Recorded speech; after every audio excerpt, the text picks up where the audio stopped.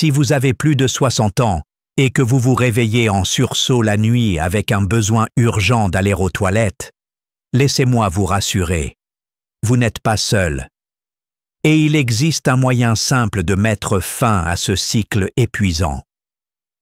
Imaginez vous réveiller demain matin pleinement reposé, sans devoir vous traîner à moitié endormi vers les toilettes plusieurs fois dans l'obscurité. J'ai aidé d'innombrables patients à atteindre exactement cela, et j'aimerais vous montrer comment vous pouvez y arriver aussi, dès ce soir. Je m'appelle Dr. Kim Yoon-myung, et depuis plus de 4 décennies, je suis spécialisé en neurologie. Ironiquement, lorsque j'ai atteint la fin de la soixantaine, j'ai commencé à vivre la même situation agaçante qui touche tant de seniors. Des allers-retours nocturnes aux toilettes qui perturbèrent mon sommeil. Parfois, je me réveillais 2 ou 3 fois, et d'autres nuits, c'était jusqu'à 5 fois, marchant dans le couloir, dans un brouillard de sommeil. Cela a affecté tout, de mon humeur à mon énergie. Mais une fois que j'ai découvert et pratiqué quelques techniques simples, mes nuits et ma vie ont changé de façon spectaculaire. Vous vous dites peut-être, je ne me lève qu'1 ou 2 fois, ce n'est sûrement pas grave. En réalité, se lever même une seule fois par nuit est médicalement classé comme de la nicturie. Beaucoup de gens pensent que le fait d'uriner fréquemment après le coucher fait simplement partie du vieillissement, mais cette perturbation cache bien plus qu'un simple désagrément.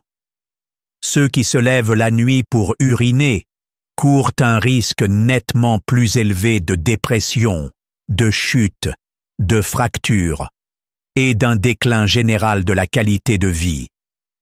Je me souviens d'un patient en particulier, un homme de 78 ans nommé Monsieur Park.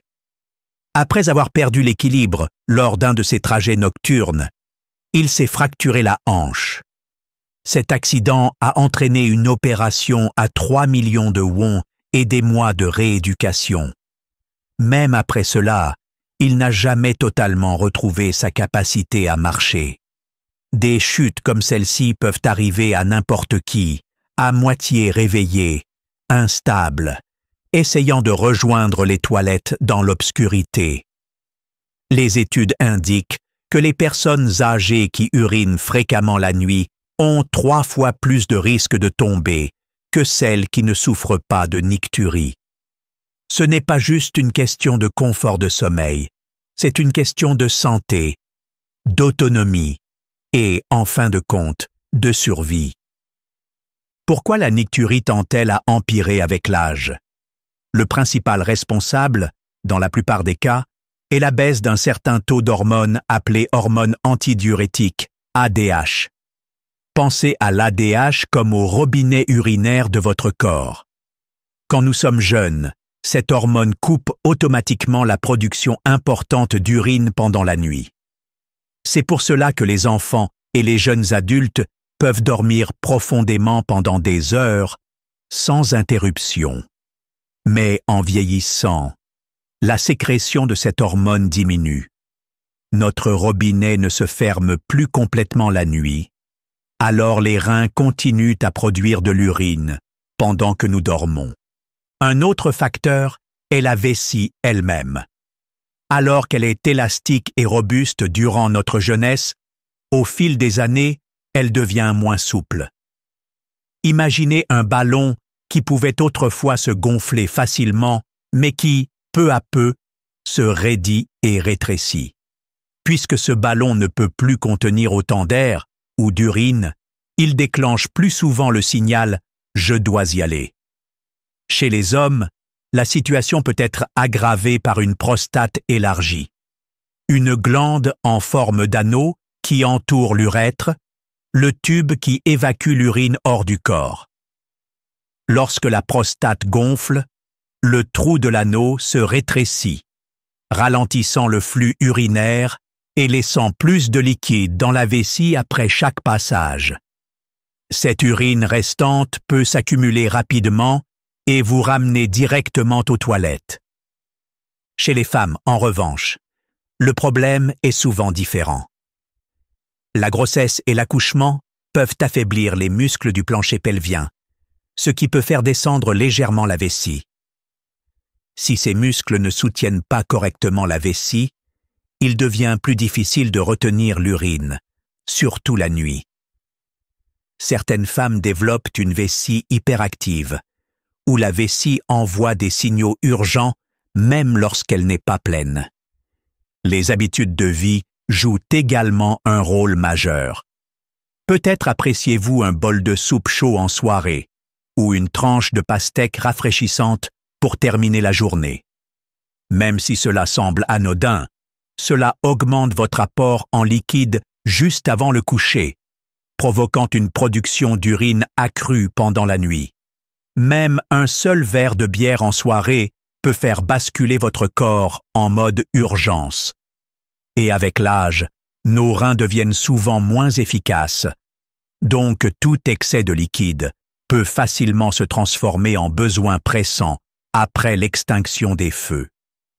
Un de mes patients, Monsieur Kim, se demandait toujours pourquoi ses jambes étaient gonflées pendant la journée. En s'allongeant, ce liquide retenu circulait à nouveau dans son sang et finissait par atterrir dans sa vessie. Pas étonnant qu'il se lève plusieurs fois par nuit. Son corps redistribuait littéralement les fluides piégés. Mais voici la bonne nouvelle. Vous pouvez adopter des mesures claires et simples pour mettre fin à ces perturbations. Je vais vous guider à travers mes meilleures stratégies, qui ont aidé des milliers de personnes à enfin dormir toute la nuit. Elles ne nécessitent ni frais d'hôpital, ni traitement complexe. Vous pouvez les commencer immédiatement. Premièrement, faites attention à votre consommation de liquide. Cela peut sembler contradictoire, mais vous devez en fait boire beaucoup d'eau, mais pas après le dîner. Bien s'hydrater le matin et l'après-midi aide votre corps à éliminer les déchets pendant la journée.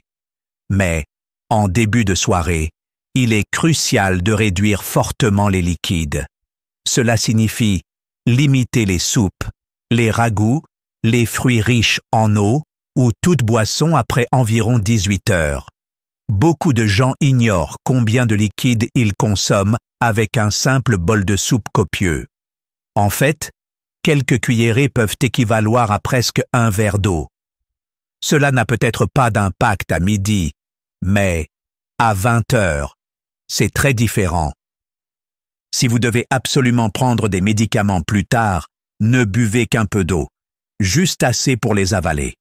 L'objectif est de laisser à votre corps le temps de traiter les liquides avant le coucher.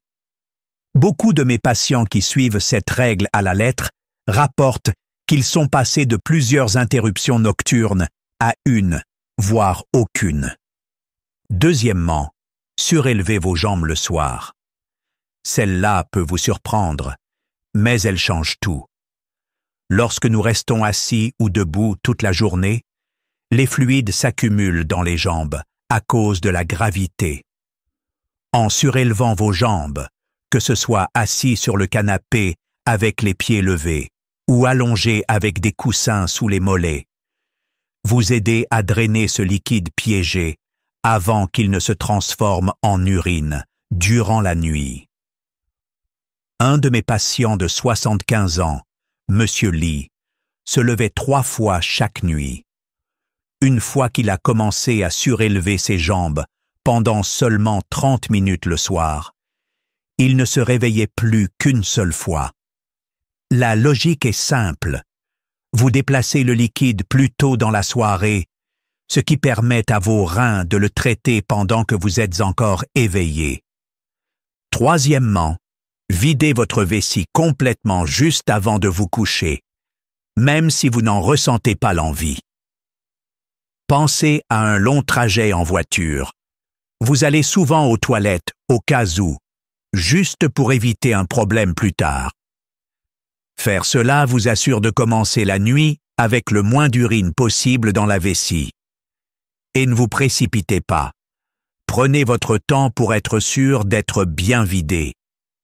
Les hommes, en particulier, ont tendance à se presser, mais cela peut laisser de l'urine résiduelle, et vous en paierez le prix au petit matin. Jeu de mots volontaire.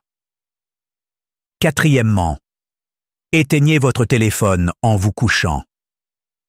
La lumière de l'écran trompe votre cerveau en lui faisant croire qu'il fait jour, empêchant ainsi vos processus nocturnes naturels de s'activer. Cela perturbe non seulement l'endormissement, mais aussi le cycle hormonal censé réduire votre production d'urine la nuit. Si vous faites défiler l'écran, le robinet de votre corps peut rester partiellement ouvert. Faites de votre chambre un environnement sombre et calme. Éteignez les lumières vives, évitez les écrans et laissez votre corps passer en mode repos profond.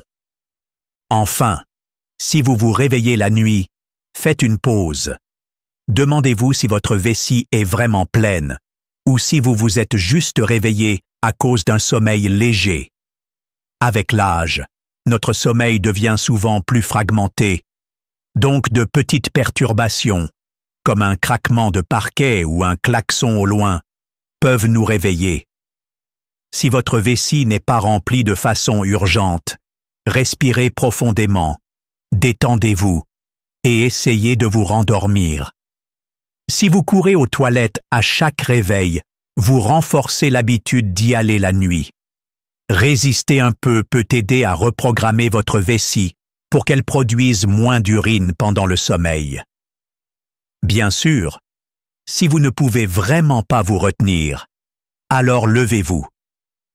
Mais beaucoup réalisent qu'ils peuvent attendre. Ces 5 étapes, limiter les liquides le soir, surélever les jambes, aller aux toilettes avant le coucher, éviter le téléphone au lit et évaluer si vous devez vraiment y aller, suffisent souvent à réduire ou éliminer les réveils nocturnes pour uriner. Et les bienfaits vont bien au-delà d'une meilleure nuit de sommeil. Lorsque vous parvenez à ce repos profond, votre mémoire, votre énergie et votre immunité s'améliorent toutes. Vous constaterez que vous retenez plus facilement les noms et les rendez-vous. Et vous profiterez de vos journées sans vous sentir vidé ou irritable à cause du manque de sommeil. La plupart des gens qui appliquent ces méthodes voient des résultats rapidement. Cependant, il arrive que l'intervention médicale soit indispensable. Si vous vous levez plus de 2 fois par nuit, plusieurs jours par semaine, disons plus de 4 sur 7, c'est le signe qu'il se passe peut-être quelque chose de plus sérieux. Ne négligez pas un schéma d'urination nocturne fréquente qui ne s'améliore pas avec ces ajustements de mode de vie. Cela peut révéler un problème plus grave au niveau de votre vessie, prostate, rein ou cœur. Un autre signal d'alerte, c'est si vous avez des fuites inattendues ou une envie irrépressible d'uriner pendant la journée. Cela peut indiquer des problèmes comme une vessie hyperactive, une incontinence ou une hypertrophie de la prostate qui nécessite une évaluation médicale. Enfin, si vous remarquez aussi un gonflement des chevilles, des mollets ou du visage, comme des mains gonflées au réveil, cela peut indiquer que vos reins ou votre cœur ne fonctionnent pas correctement. Dans tous ces cas, consulter un médecin n'est pas seulement judicieux, c'est essentiel.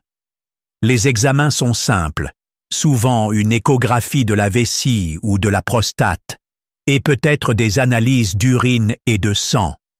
Un diagnostic précoce peut faire la différence entre gérer un problème avec un simple traitement et devoir affronter des soins plus lourds par la suite. Je sais qu'il est tentant d'attendre et d'espérer que le problème disparaisse. Beaucoup de gens pensent « je suis plus âgé maintenant, c'est sûrement normal ». Mais ignorer les signaux envoyés par votre corps peut entraîner de graves complications. Si un problème comme l'hyperplasie bénigne de la prostate chez les hommes ou une affection grave de la vessie est détecté tôt, un simple médicament peut suffire. Attendez trop, et vous pourriez avoir besoin d'une opération ou subir des dommages permanents. Il en va de même pour les reins. Une fois qu'ils sont endommagés, ils ne se régénèrent pas comme d'autres tissus. C'est pourquoi agir tôt plutôt que tard protège votre qualité de vie et votre autonomie. Je ne compte plus les patients qui, au départ, acceptaient les réveils nocturnes comme le prix inévitable du vieillissement. Puis, ils ont agi, en commençant par limiter les liquides après le dîner, et ont été stupéfaits de voir à quel point la situation s'améliorait rapidement. L'une de mes patientes, qui avait eu 3 enfants et un plancher pelvien affaibli, était convaincue qu'elle ne dormirait plus jamais plus de 4 heures d'affilée. En suivant sérieusement la technique de surélévation des jambes, en supprimant les soupes du soir et en s'exerçant à un peu de rééducation vésicale, elle a commencé à passer la plupart de ses nuits sans interruption. Elle appelait ça « magique », mais en réalité, c'était simplement de la connaissance combinée à de l'action régulière. Je vous encourage à voir ces conseils comme un ensemble de briques. Plus vous en appliquez, plus votre fondation pour une nuit paisible est solide. Même si vous commencez avec une seule, par exemple, surélevez vos jambes. Observez ce que cela change. Ajoutez les autres petit à petit. Et si vous sentez que vous avez besoin d'un avis médical, n'hésitez pas à consulter un spécialiste. C'est précisément pour cela que des médecins comme moi existent. Avant de terminer, permettez-moi de vous inviter à prendre au moins une décision concrète pour ce soir. Allez-vous sauter le bol de soupe du soir? Allez-vous mettre un coussin sous vos jambes en regardant la télévision? Peut-être prendrez-vous l'habitude d'un dernier passage calme aux toilettes avant d'éteindre la lumière. Choisissez quelque chose de réaliste pour votre mode de vie. Même un petit changement peut avoir un effet étonnamment grand. N'hésitez pas à partager votre engagement avec d'autres. Dites à un proche ou un ami que vous essayez une nouvelle méthode pour réduire les réveils nocturnes. Le fait de le dire à voix haute a une vraie force. Et vous pourriez inspirer quelqu'un qui vit la même chose. Et s'il vous plaît, partagez ce message avec toute personne de votre entourage qui semble fatiguée ou frustrée par la nicturie. Vous ne savez jamais qui peut se sentir seul et résigné à passer des nuits sans sommeil. Si vous avez d'autres préoccupations de santé, notez-les mentalement ou écrivez-les pour en parler à votre prochaine consultation. Vous découvrirez peut-être qu'en les réglant, vous dormirez aussi mieux. Après tout, notre corps fonctionne comme un tout. Ce qui ressemble à un problème de vessie peut parfois être lié au cœur, aux reins ou même au système nerveux. Rappelez-vous, il n'est jamais trop tard pour retrouver vos nuits. Imaginez vos matins si vous ne deviez plus vous extirper d'un brouillard causé par plusieurs réveils nocturnes. Imaginez-vous réveillé satisfait, plein d'énergie, prêt à attaquer la journée. Que ce soit pour profiter de vos petits-enfants, sortir vous promener ou vous consacrer à un loisir. Je suis reconnaissant d'avoir découvert ces étapes pour moi-même, et ce fut un privilège de les transmettre à tant de mes patients. J'espère que vous aussi, vous verrez à quel point il est libérateur de pouvoir enfin dormir pleinement. Quand votre corps dispose du temps ininterrompu nécessaire pour se réparer et se recharger, tout votre système immunitaire et vos capacités mentales en profitent. Vous remarquerez sûrement que vous êtes plus joyeux, plus vif et plus enthousiaste face à la vie quotidienne. Alors ce soir, faites un choix.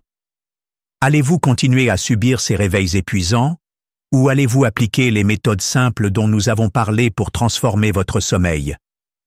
Aucune des actions que j'ai recommandées ne nécessite d'équipement spécial ni de compétences particulières. Vous n'avez rien à acheter et vous n'avez pas besoin de mémoriser des termes médicaux compliqués. Il s'agit simplement de routines pratiques et faciles à suivre qui respectent le fonctionnement naturel du corps. Commencez par un engagement simple. Ce soir, j'arrête de boire après 18 heures. Ou, ce soir, je ne toucherai pas à mon téléphone une fois au lit. Ces petites déclarations peuvent entraîner de grandes améliorations. En faisant ce pas, vous montrez à votre corps que vous êtes prêt à le laisser se reposer. Et si vous constatez des résultats, continuez. Si vos nuits restent compliquées, demandez conseil à un professionnel. C'est aussi simple que ça. J'aimerais que vous ressentiez par vous-même la différence qu'une bonne nuit de sommeil peut faire. Se réveiller l'esprit clair et plein d'énergie donne un optimisme difficile à décrire tant qu'on ne l'a pas vécu. Vous pourriez redécouvrir des passions que vous croyiez perdues ou raviver une joie de vivre que la fatigue avait étouffée. Si vous avez besoin d'informations plus détaillées, parlez-en à un médecin.